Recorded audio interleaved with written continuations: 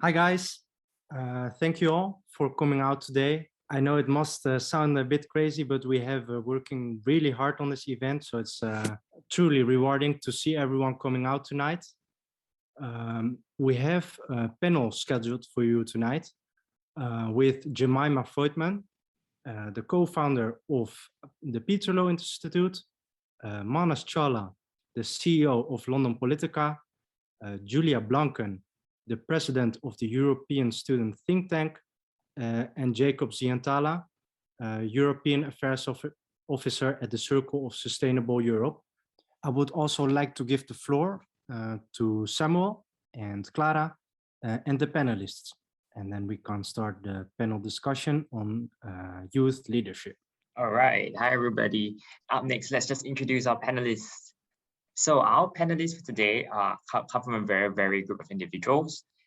They are, as they're starting to get pinned on the Zoom room, we want to introduce Manas. Manas is a full-time international relations undergraduate, year 3 at London School of Economics, and he's the CEO of London Politica, the world's largest pro bono political risk advisory firm. And his organization serves charities and small medium enterprises as they seek to navigate political situations.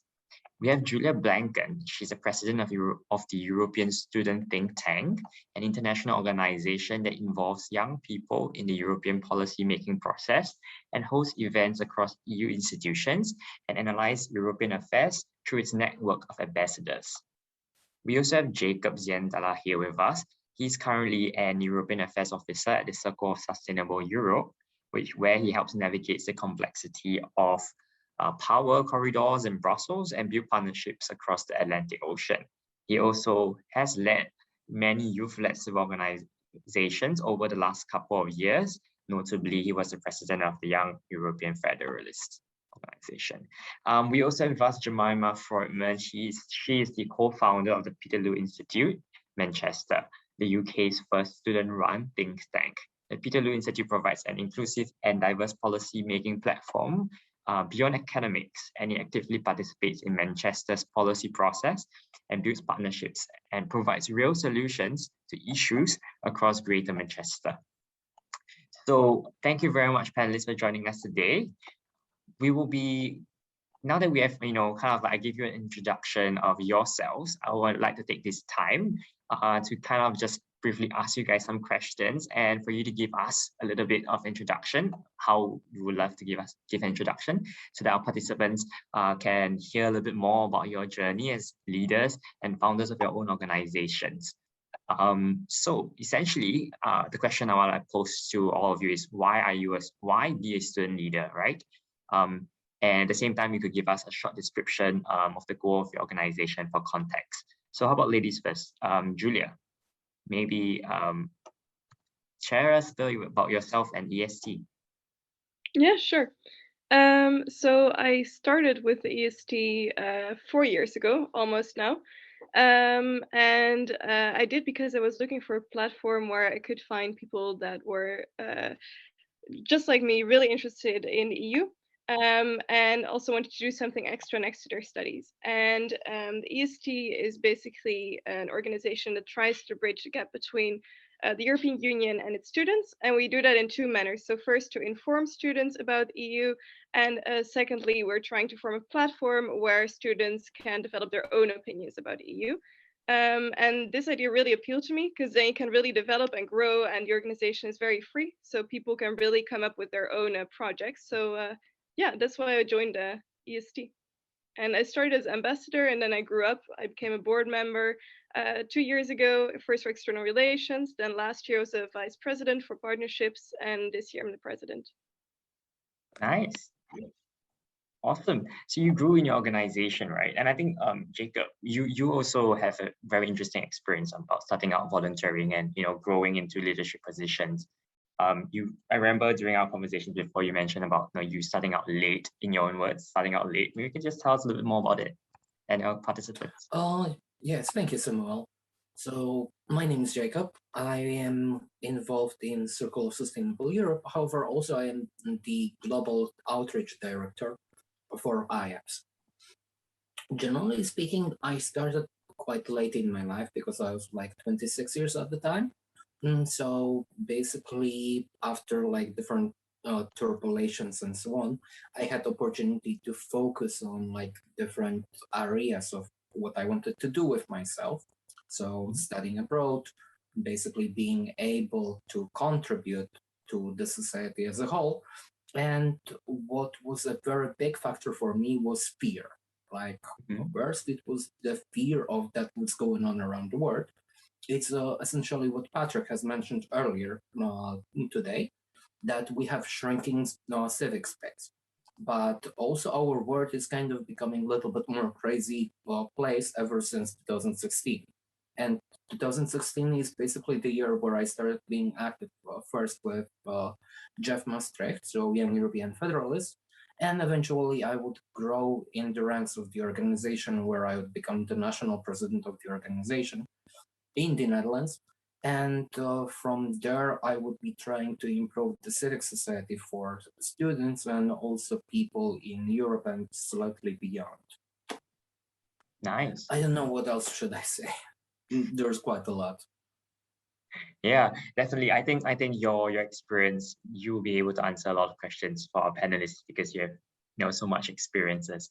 Now, and on to questions from our from our participants, right? On the next slide, I missed out doing this, but if you actually go to Slido, right now you will see that there is a Slido Q&A section. So on the next slide, you will see a word bubble that will actually show all the questions that you enter in, and we'll actually go to these questions at a later timing once we, where relevant, we'll bring the questions up. So type the questions in the Slido and we will get to them shortly. So next, I think the next question I want to pose is to our, to Jemima, right? Jemima, you have a slightly different experience, right? Jemima and Manas, you guys actually started your own organizations. Maybe tell us a little bit more, please, about why do you start your initiative? What was the gap that you see, and how did your organization fill that gap? Jemima? Thank you. So I saw a gap when I was doing my university work and participating in some simulation modules where you'd pretend to participate in a debate or negotiation or presenting a policy brief. And it was really interesting because it was an opportunity to collaborate with other students and come up with ideas. And that was a lot of fun. But it all stopped at a grade. We'd be given a grade and then all of these ideas would be sat on computers, not doing anything. So that's when I thought, well, what can we do with this? We pretended to figure out a solution to air pollution in Greater Manchester. And it was really, really detailed, looking at operational capacity and who you need to speak to step by step. But it didn't go anywhere. So that's when I decided to look around to see if there's anything I could get involved with. And there wasn't anything there. So that's why I founded the Peterloo Institute. It was in order to fill that space where students can bring their university skills in research and development and essentially work with policymakers in Greater Manchester to bring new ideas to Manchester. And so we started speaking to policymakers and bringing a free resource to, unfortunately, often under-resourced local councillors and presenting new solutions for them. That was the essential premise. Right, very interesting.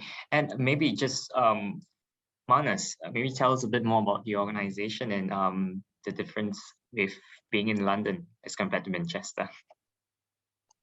Definitely. I'm very pleased to be on the panel, and I'll tell you a bit more about London Politica. Essentially, I was, much like Jemima, in university. I'm studying international. Sorry to interrupt you, Manas, but I think your microphone is not really picking up your voice. Is it not picking it up? Is this better? Yeah, this is much better. Fantastic. So like I was saying, I was much like Jemima in university in first year, and I was studying international relations, but everyone around me wanted to be an investment banker. And I didn't really want to do that. And so I was trying to figure out like what's a way I can, use my political, geopolitical, economic, macroeconomic analysis skills, and also make money off of it, right? And I found this world of political risk. I worked a couple of internships, but realized very, very quickly that it's a very segmented market, right? So there's a couple of the firms sort of almost resemble an oligopoly, and the clientele base is very, very segmented in that, it's essentially Fortune 500 companies or big financial institutions. There's hardly kind of any in between or anything outside of that. And so to me, I saw that as being, everyone in social impact sectors excluded, right? So that's charities, NGOs, nonprofits, human rights groups, social ventures. And they are, organizations that are just as much, if not more, impacted by political risk, often just given the climates that they work in, often how international they are, and often how sort of on the ground they are. And simultaneously, I found when I used to tell my friends about, the job that I worked, they wouldn't really get it. It really wasn't a thing, political risk that many people had heard of in university, which is fair enough because the industry is super opaque. And so bringing attention to this sort of industry as a space, as a potential employment opportunity for students was a big mission of mine, because I, again, saw lots of IR political science grads that wanted to continue doing that work, but felt forced to sort of, pivot to consulting or pivot to something else, essentially because there's very few jobs perhaps outside of the policy and think tank world, right? So bringing attention to that was a big priority of mine. And then combining those two things, I started London Politica, and essentially we are a international pro bono. So all the work we do is essentially for free. And we've worked for about, 50, 60 clients so far, advising them on anything from how EU regulation and changes in whistleblowing law might impact the organization to, there's the spread of malaria in areas where there's lots of political violence, and how, charities that combat malaria can sort of be adept to mitigating that. To figuring out, U.S.-China tensions and whether there's something in the sanctions law that can be rewritten and navigated around to, due diligence investigations in the Middle East. So a whole host of things, and it's very kind of geographically and regionally diverse, which we're able to do because, again, our members are sort of around the world. But yeah, without rambling too much, that's a quick sort of intro into London Politica. Nice. That's awesome. I think Clara, you're speaking, but you're muted. Sorry, I forget it all the time. I was saying there's a lot of good questions on Slido. You already talked a little bit about what got you motivated to start being student leader. All right, no worries. I actually spoke to Clara about what we want to ask, so no worries. We're gonna actually move over on to the questions more on like, the challenges and the learnings that you have. And I think the questions that are coming in also from our participants are kind of, very aligned with where we're gonna go next. And we have a question here, right, really on issues of, what do you consider one of the biggest achievements so far? And there was another question about also what were some of the failures and what some learning points. Maybe Julia, you want to take that question? Yeah, sure. On biggest achievements, I think it's getting everyone on board. I think that can also be a big failure at the same time. If you're all working online, which we are, because how our organization is structured, European Student Think Tank, is that we have 150 people in total working in all different kinds of departments. And because they're from all over Europe and even beyond Europe, they're all working online. So it's very easy for people to disengage and just disappear. So that is, especially if they're on the board and really important positions, that's really one of like the biggest failures if that happens. And unfortunately, in my experience, that always happens, that people disappear. So you always try to have people involved and stay involved. And I think one other thing as well is what is often an issue with our organization is the funding as well. Because we are a regional organization, it's really hard for us to find funding. So that's a really big challenge as well. On a national level, you can easily go to universities, or not easily, but at least you can go to universities or for national funds. And on an international level, there's just far more regional level, there's far more competition. Yeah. Right.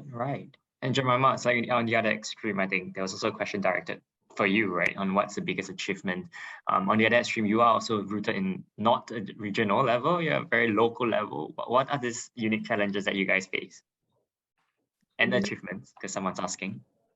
Okay, I guess we can start on the positive. Sure. What were the biggest achievements? I'd echo Julia in that managing to maintain a 50-person organization and have it running smoothly whilst everyone's also a student, they're all volunteering, there's no real necessity or contract that they've signed for people to stay and be there and work together. That is for me a big achievement, especially because we've conducted quite a vigorous interview process to onboard people because we've had such great interest. I suppose, again, I'm just copying Julia's answer here. Again, it would be funding. We've been to the university and everything, but no one has any money. So starting everything with just £50 to do that's all we've had for our organisation from its birth. So to do everything on 50 quid is, again, a big achievement. And then speaking with big political actors in Manchester, you probably won't have heard of any of them, but we have meetings with the Mayor of Manchester, Andy Burnham, things like that. That's all quite exciting, and it's great to be taken seriously by everyone.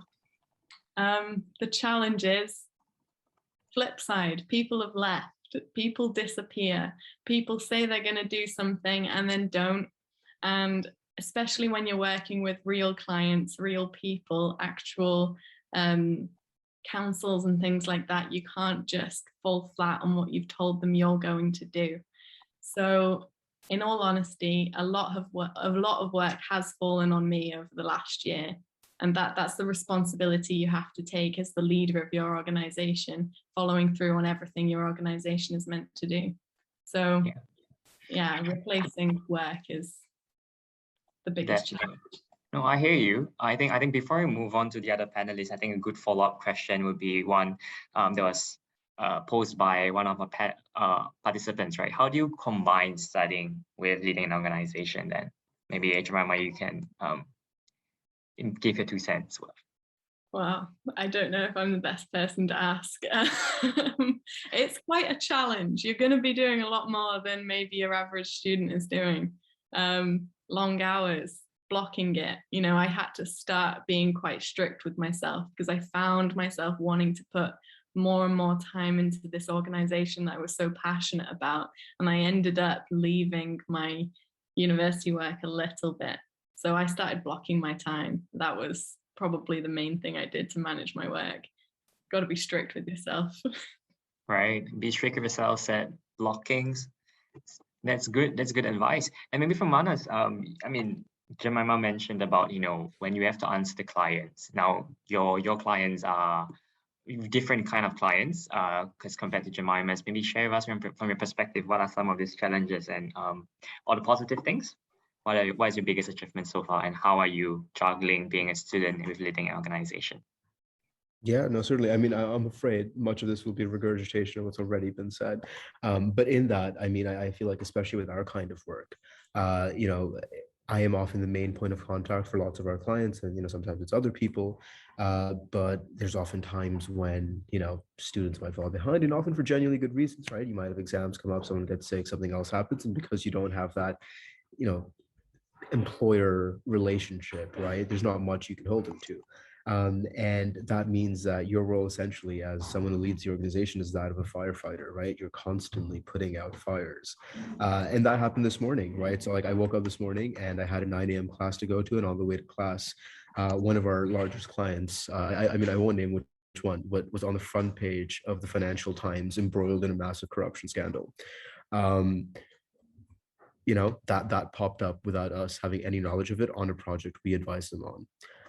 So immediately what we'd have, you know, class was obviously very interesting for me because I'm, you know, pretending to pay attention, but simultaneously trying to solve this problem on my laptop, and spending the next 3 hours doing that, you know, just that essentially, while I have sort of other university work formatives due next, you know, tomorrow, assessments and other things. So it really is a responsibility in that you kind of have to vouch for the work you take on, and you have to really be there, right? Because especially this industry is so small, everyone knows everyone, right? And, you know, especially when there's problems and there's a crisis situation, if you're not there, that is, you know, necessitates the end of a relationship, and that's the last thing we'd want. So you know, that's what I've been up to today, essentially. It definitely requires longer hours, like Jemima said, and you know, sort of several other types of things. But I think fundamentally what's worked out for me is, you know, this is a lot of the work that I do in London Politica, personally for me, kind of teaches me the same things I would otherwise learn in my university degree, but arguably, in my opinion, a lot better because it's hands-on work, right? I'm actually working with clients. I'm talking about, you know, sort of writing a theoretical essay about, say, you know, how the private military complex in sub-Saharan Africa has, you know, various ethical issues involved with it. I'm working with someone making a documentary on that, and we're doing the due diligence investigation. So it's very hands-on. And for me, I feel like what I lack often in my ability to commit to my university studies, I almost make up for in the time that I'm doing this. So I mean, I'm not sure if I answered your question sort of precisely there, right? In terms of, you know, challenges, those are the biggest ones, right? In terms of achievements, I think, again, it almost reflects the client side. Like at the end of the day, this is really bloody cool to, you know, for me, there's an element of novelty to just wake up and be able to do that. And I recognize that's a privilege. And I you know, I would much rather be doing that than going to my class. So it kind of works out. But it's also just a gratification of doing client projects with really interesting people and actually seeing the results. And with this type of work, sometimes, you know, you see the result in a very concrete way. Sometimes it's very abstract. You submit a report, you never hear back from them, right? I think the best one I can recall is we were working for Global Citizen, which is the largest advocacy nonprofit on the planet, and their mission is to end extreme poverty by 2030. And you know, we were working with them on a very long 6 months project. You know, and that was a campaign on equitable access to vaccines, right? So basically lobbying countries to, you know, release IP rights for vaccines, production capabilities, and that sort of thing. And so we worked throughout with them on that. And then seeing that go through all the rounds, lobbying policymakers for months on end, to see that go be approved, to see that change policy, the World Health Organization, was super gratifying. So yeah, without going on that for too long, I think those are a couple of the big achievements and challenges. No, yeah, I think that's a very, very good summary of all the achievements and challenges, and I think you provide a very interesting perspective to, you know, volunteering and leading and studying and leading an organization. And I think there's a very interesting question that popped up here, and but before we go to the question by Martha, it's actually very interesting. Our next panelist, Jacob, would be a good person to answer that. But Jacob, currently you're also working, right, as a public affairs specialist in an organization. And, you know, how has it been in your past? How do you juggle studying and leading an organization? And, you know, what were your learnings and challenges that you faced? And how has it helped you now that you're a full-time person who's, you know, using what you have learned? This is a very good question. Like, first, I will be honest, like, I didn't manage studying and leading organization at the same time. Like, for me, I do not have time management skills to actually pull it off. So generally, when I became active in like various organizations, it was after I finished my second bachelor degree, and I was doing this during my gap year between my second bachelor and master's. Then I had enough free time when I was able to actually engage in different initiatives and to learn what's going on around me. So definitely that would be the answer for those who have like doubts if they can pull it off, leading the organization, volunteering, studying, and also working at the same time. Because let's be honest, whenever you are also working and studying, you are not going to have time for volunteer engagement at all, because there are only like 24 hours, there are only 24 hours per day, and you are just a human being. So let's be honest, we can be very high performance people, but some of us are really not. And I'm probably the perfect experience of that. What was the greatest challenge for me? I would say the greatest challenge for me was the year 2018, when at the same time I was juggling like 5 different projects, unpaid internship, being involved on national level in Young European Federalists, on the European level. Also, I was doing a couple of different things with one. And at the same time, I was involved in Young Mediterranean Voices, where we're trying to change European Union's policy towards Middle East and North Africa. To a certain degree, we succeeded with that. But what I would say, volunteering is kind of a privilege. So to keep it concise, volunteer when you have certain financial stability and it's not going to affect you. Like, definitely that would be my key takeaway from my experiences, that helping others is good, but you should put yourself as a priority and you shouldn't extend yourself too much. So focusing on 2-3 projects is good because it prevents you from burnout. However, when it comes to volunteering, do it only when either you finished your studies or you feel that you can combine work and studies at the same time at cost of your social life. So there's always a price to pay for something.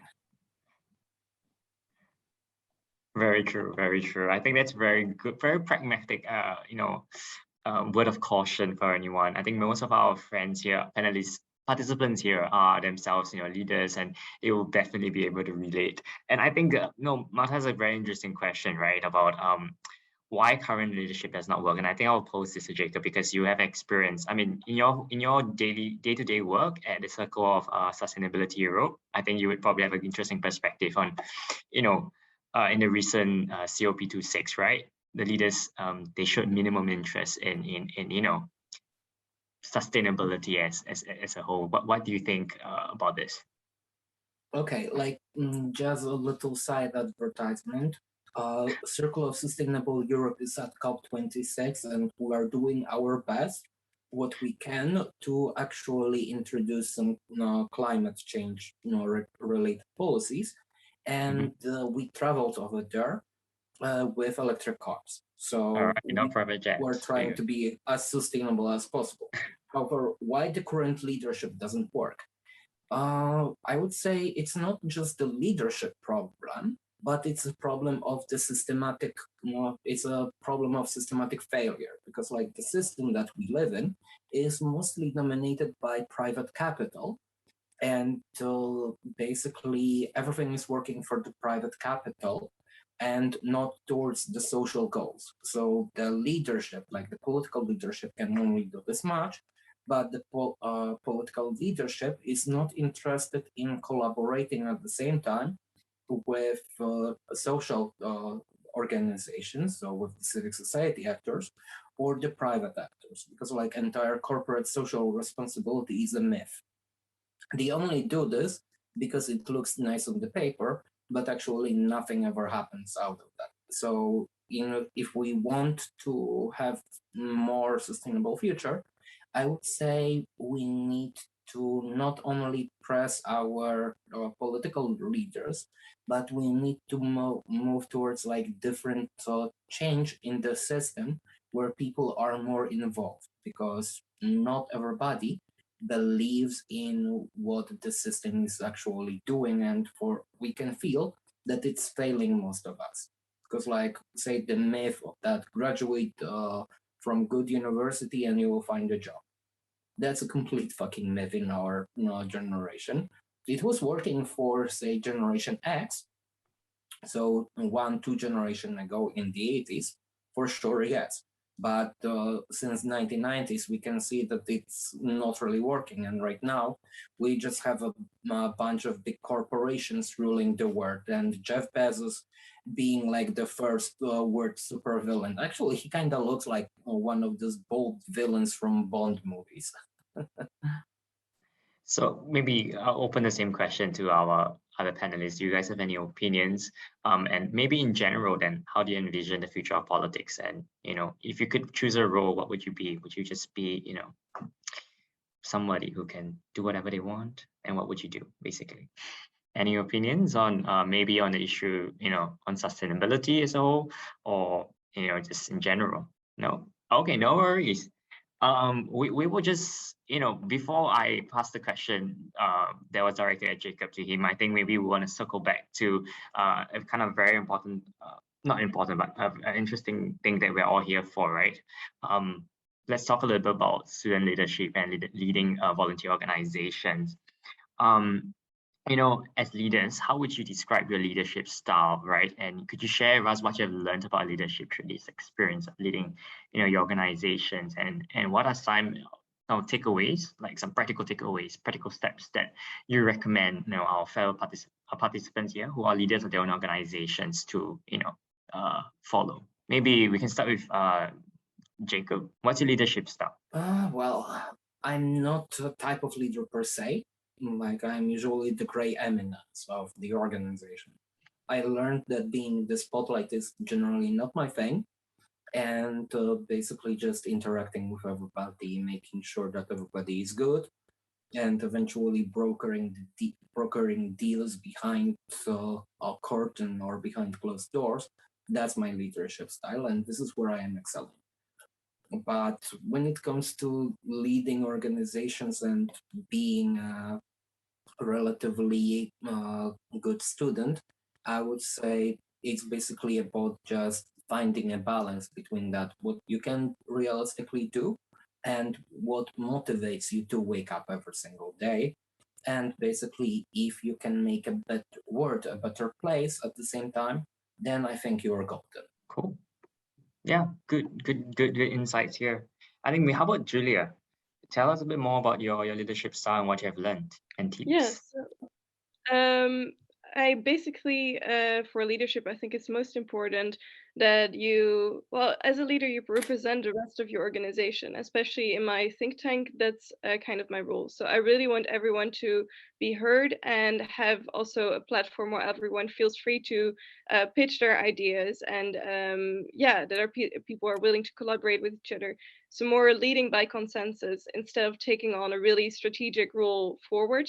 Of course, we need a clear strategy, but I think both are both are possible, where you feel like everyone has a voice and also move forward with the organization to more growth. And I think key tips for that is, especially in a large organization, I think it's really important to have a few people that you can really rely on, like a few key pieces that if you need to, you can always go to them. I think that's really important. And stay in touch and dare to delegate as well, because it's a lot of work often, and I have a lot of issues with that as well, because you want to do it well. Especially as a leader, you're most accountable for everything that goes wrong, so you want to keep projects close to you and be involved. But it's good to just delegate it and sometimes let it go and then see what happens, because most of the times it goes really, really well. So yeah. Cool. Yeah, that's good. Dare to delegate and make sure that that there are people who are close by you you can trust to make sure that things are done. I think, Jemima, you have also a very interesting perspective along that line of delegation and having people around you. But you have an interesting tip you would like to share in terms of leadership style. Sorry. Yes. So I agree with Julio in terms of delegation. It is so important. And that's something I really, really struggled with in the first few months of the organization. I wanted to keep hold of everything. I wanted to do everything myself. And it was difficult letting go of large chunks of the work and letting other people take over. I would define my leadership style as, I'm a big believer in compassionate leadership, especially in a student organization. You're not just there to do the work that your organization is trying to do. You're also trying to develop the skill set and confidence of everyone in your team. So being compassionate with your team members and helping to build them up, build their skills, and listening when they're having an issue. Not being unkind if something's happened, if they've had to step away for a couple of weeks, understanding their situation, creating alternatives. So I've had, in the past, we had one of our directors, she was falling behind on a lot of the work that we were doing. It was beginning to quite severely impact the outputs of our organization. And so I spoke with her and we were able to discuss what was going wrong, what she was struggling with, and find an alternative position for her to carry on the great work she was able to do, but in a smaller capacity so she could cope. So compassion is what I would focus on. Oh, that's awesome. That's awesome to hear. And Manas, maybe just weigh in on what is your leadership style and what have you learned from it? Yeah, sure thing. Completely agree with what Jemima said. That's a conversation I probably have once a week with someone, right? Because inevitably during different times of the year, you know, situations change, and it's important to be kind of really sort of adaptable to that. And I think fundamentally it comes from a realization that like you shouldn't, as someone who's starting and leading this, like it's completely unreasonable to expect anyone to put in nearly as much work as you're putting into it, right? Ultimately, you came up with it, you have the vision for it, you're the one who's sort of really invested in its progress, and obviously people are, other people are kind of really into it and invested in it as well, but to the degree that fundamentally they're getting as much out of it as much as they're putting in. And so for me, my job is obviously to delegate, but it's also to sort of align incentives within the organization such that I can sort of match it as directly to whatever you put into it, you get out of it, right? So in practical terms, that means maybe getting clients that are obviously great in the social impact space, but also great as potential employers, because everyone who's a student wants that next internship or that next job, and getting that experience is that extra perk to get sort of hands-on experience working for your next employer, right? That's quite attractive. I think it's that sort of thing, and I think it's just also like being really honest about kind of what everyone's perspective and motivation is about joining, right? I think we say a lot of the same things when you want to join something in an interview. You're really passionate about political risk is what I hear, and you've been wanting to do this since you were in the womb, and this is going to be a great opportunity, and teamwork and collaboration, right? We have that chat, we get people in, and then we say, why are you really here? Like, are you here for 4 months because you really want to improve your writing skills and you want to make sure you can write killer essays and policy memos, or are you here because you want that next job with this one, where we were serving the World Food Program and there's an internship and you want to meet certain people? Like, why are you here and how can I help you get to that, right? So every week we have that chat with everyone who comes in, who's new to the organization, and we figure out how can we help you get what you want, and sort of people are going to be invested in your organization as much as you are invested in their personal growth, separate from the organization. And I found that, I think once I've realized that, I found that things seem to go remarkably well. Yeah, very interesting. That's very good. I really love the tip on aligning the incentives within the organization to maximize the positive outcomes. I think that's really wise. Really wise. Now, so I think we can definitely head over to the questions that are being asked by our participants, and so we don't leave them hanging here. Now there's a very interesting question that just came in, right? I'm working with a team that do not really trust. How can I motivate them so that they work well, and how do I learn to delegate? I think Manas probably alluded to that a little bit. Does anybody have something else to add? I can add something. Yes, Julia. So my experience, it depends if it is like in person or online. I think that's really important because online it creates a sort of distance.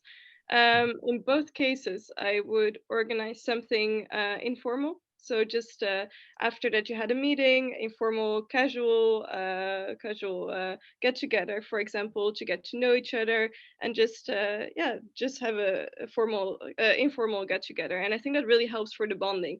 Just reach out to them as well, ask if they'll be joining the meeting.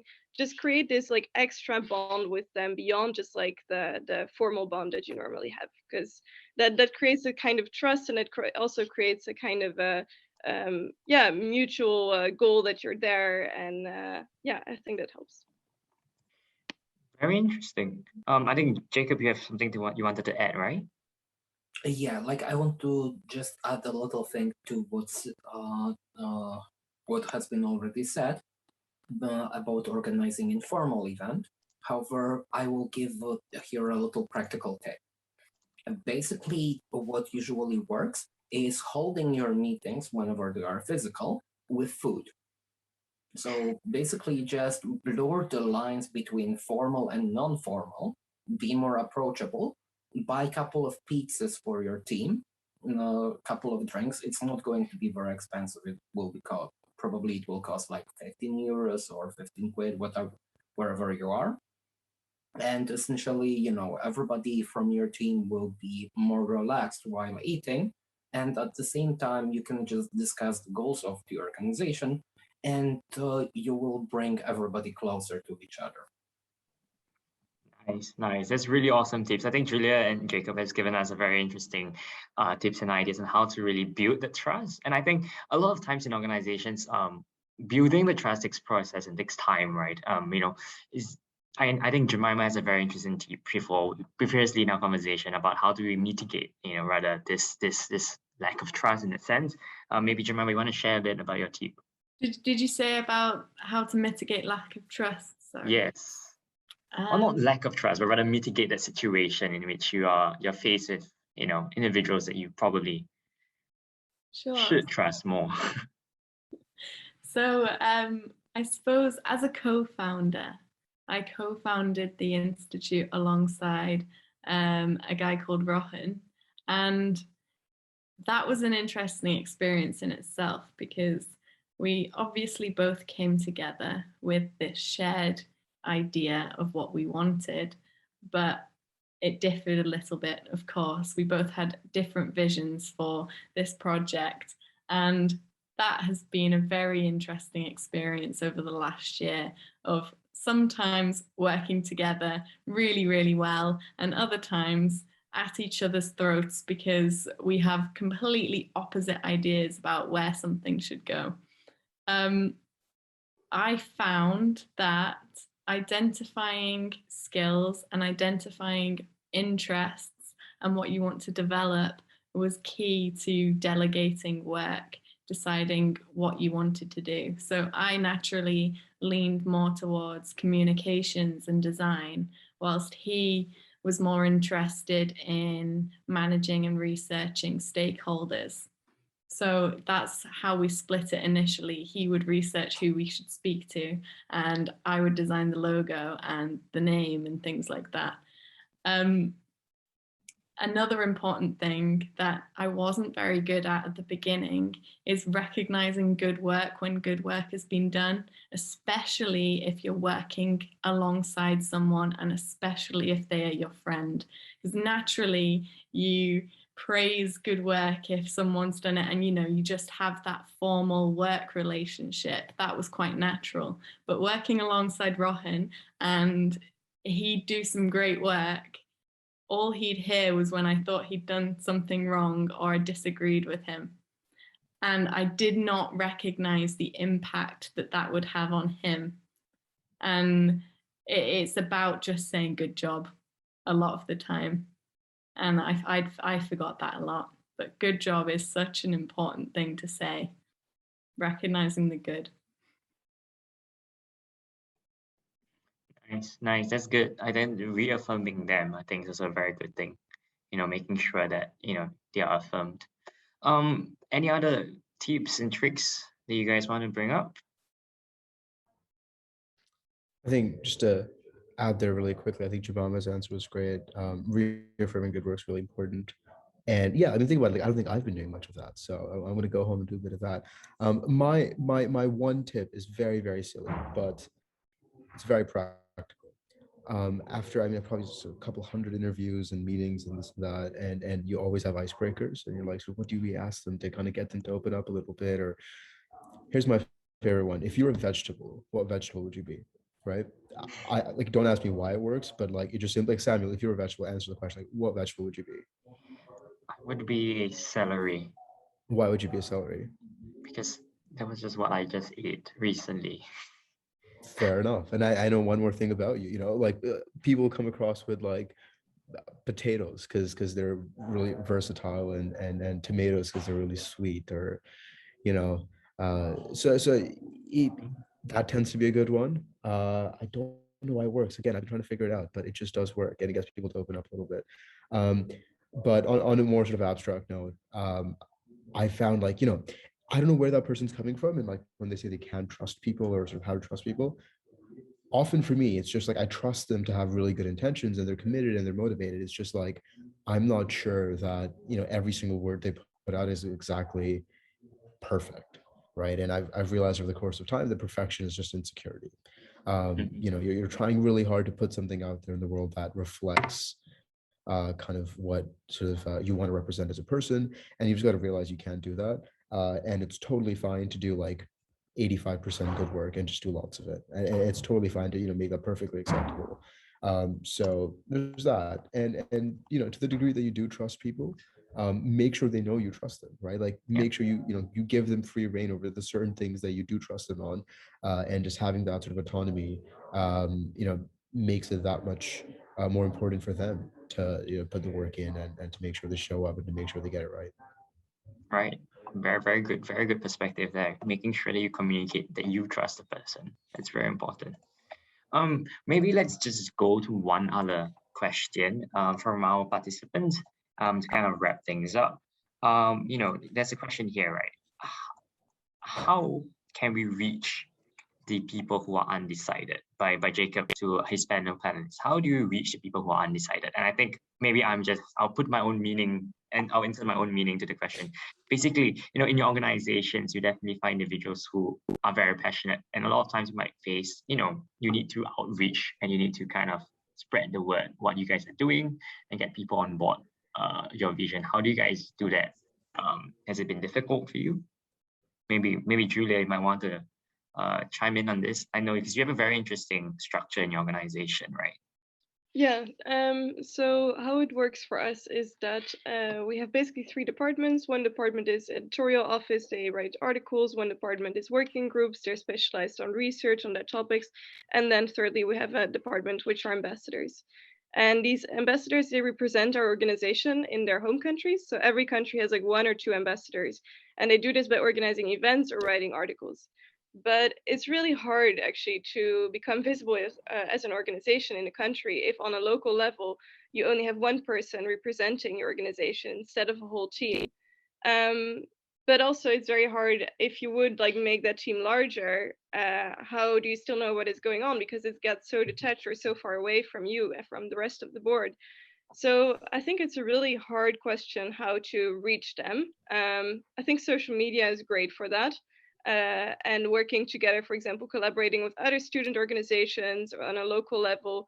But I think it remains a really hard question for us as well. Right. Anyone else want to jump in on follow up from Julia's point? All right. I think we're almost at time anyway. So I think by way of conclusion, let's answer the latest question that popped up. How do I find confidence in myself in a field that isn't traditionally open or welcoming to the youth? Maybe as a way of conclusion, everyone just chime in. Yeah, I'll jump on that really quickly. That is probably, I think, that applies really, really well, at least in my case. So political risk is an area where kind of everyone working within it will be someone who's not started in the field, but has transitioned from law, academia, diplomacy, consulting, something else, right? Inevitably, that means sort of anyone at director level position or above is necessarily like 50 or over. So, if you're 19 walking into a room with a client that, you're advising on a $5 million impact investment fund, they're going to ask you, like, you're a kid, what do you know about this? Or sort of, how can we trust you? And it's a fair question. You can't blame them for asking that. And I think it's just about being really honest, right? Like, it's not about, I've heard a lot of times when people sort of say, we're young people and we bring a fresh perspective and this and that. And so we use that narrative building for a while. And like, I got tired of it, right? It's all about, okay, what exact fresh perspective do you bring, right? Like what is it about what you bring that's really that important?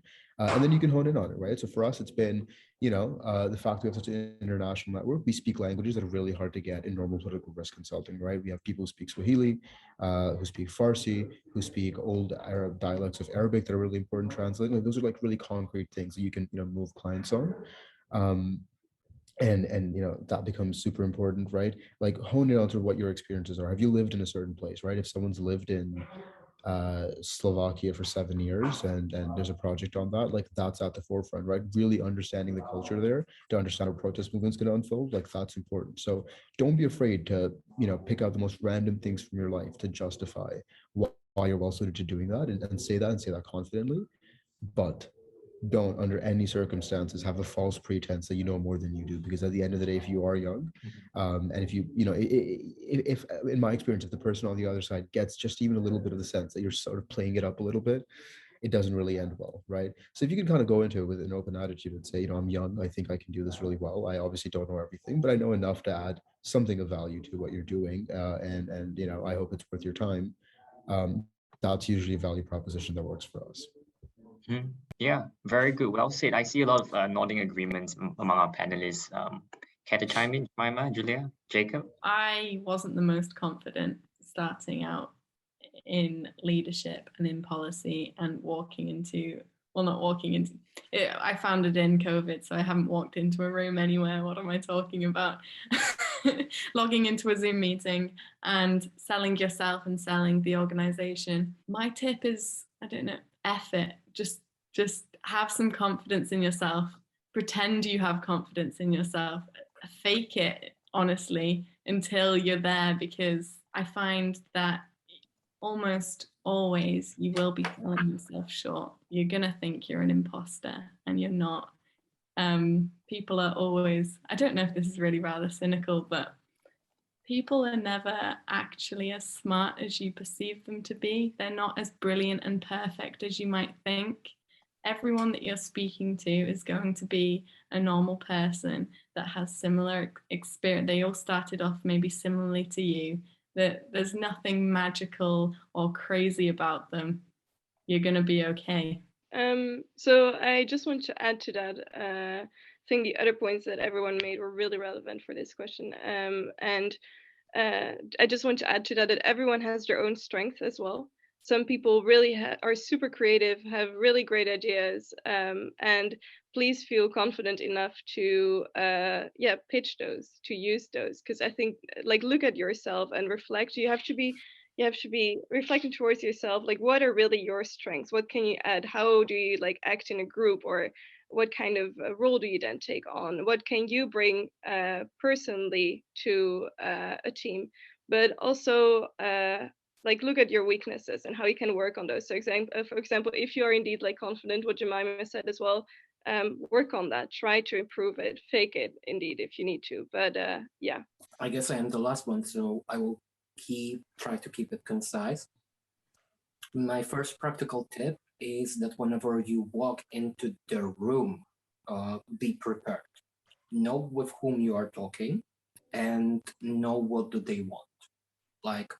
The tip to actually sell any kind of pitch is that you must know what they are interested in. And usually with conversations with people, they will be hinting on that what interests you in their project or in the project that you are trying to sell and get the funding for. So basically, show them vision, how Simon Sinek once told, start with why, not how, but why are you doing the things that you are doing, and how it's going to benefit them if they are going on the journey with you. So this is number one. And number two, when it comes to practicing pitches, do that with group of friends who will be very scrutinous towards you. It really builds self-confidence very insanely. Also, if you have somebody who already has done a couple of them, they can give you more practical tips. But I'm trying to keep it short. So basically, always be prepared, know with whom you are talking, and start with how. and why. Amazing, amazing stuff. Well, thank you very much, all the panelists, for answering all the tough questions and giving your insights to our participants here. I think Elia asked a very good question. How can we find out a little bit more about your organization? I'll give you a short 10 seconds or 15 seconds to shout out your stuff, but not to worry. We will just send a follow-up email to all our participants with all the necessary links and all those. But short 10 seconds each before to wrap it up. Jemima, where can we find you? What's the Instagram account? Oh, sure. So if you just search the Peterloo Institute on any platform, you should find us. Our membership is actually limited to people who have connections to Greater Manchester, as we really want sort of grassroots work to inform our work. But we accept anyone writing a blog post for us, a policy proposal. You can have a look on our website for opportunities around that. And we do run events around policy making and methods sometimes. Nice. Julia? Yeah, so for us as well, we have a website, thinktank.com, and then we're on social media as well, so Facebook, Instagram, and LinkedIn. And yeah, we organize events as well, and we write articles, have publications that you can read. Nice. Jacob, you have been too many organizations, so how do we find you? Exactly. How to find me? Just type Jacob Ziener on any media platform except Instagram, because that's a little bit more private, and you can find me pretty much everywhere. Awesome. Manas? Yeah, London Politica is a website called londonpolitica.com, and I think we're most active on our LinkedIn. So just get a LinkedIn account if you don't have one, follow us, connect with me, and in the future, if I can help you with anything, if you need a mutual sort of contact that I'm connected to, if there's a reference I can make, or if there's advice on anything, just do let me know. But looking forward to connecting. Awesome. Thank you very much, panelists. So I'll pass the time now to Frank. Yeah, thank you. I want to thank you also, all of you, to share those experiences is really valuable for us as a team, but also for the participants, of whom most are also involved in study organizations. So the goal of IAPPS Europe is to empower political science students. So that sounds maybe like a very vague term, but what we have in mind is that we want to work closer together with all these organizations. And we actually want to create a community, political science students based in Europe. And we want to do this together with you. I think a lot of the organizations, we have similar agendas, and we are all looking, but we are looking through our own glasses. And it may be good also if we point our noses in the same direction, if we know what each of us is doing, and maybe we can collaborate together. I think there's a huge potential for working outside of your own organization. So I know a lot of your organizations are based on the university and are basically only doing events with the students of your university. But I think aside from that, there's also a huge potential to do things together. And I don't mean organized by us, but organized by us together. If we can just know each other's agendas, know what we're up to, then I think we can really make an impact and really make a difference on students and actually empower them. So we are reaching out to you to spread the word. We want to work together on your university scale or national scale. And I think that's kind of the main idea I want to bring over to you. It's really something I think is worthwhile to do. And I think this is also one of the responsibilities of student organizations. So as student organizations, think tanks, societies, associations, you are the first in line to empower students. Students on your university, students from the region, we want to work together. So that's it for me. I want to thank you all for coming out tonight. I would like to conclude my talk. Once again, I would like to thank you all for coming out tonight. Good night and thank you all.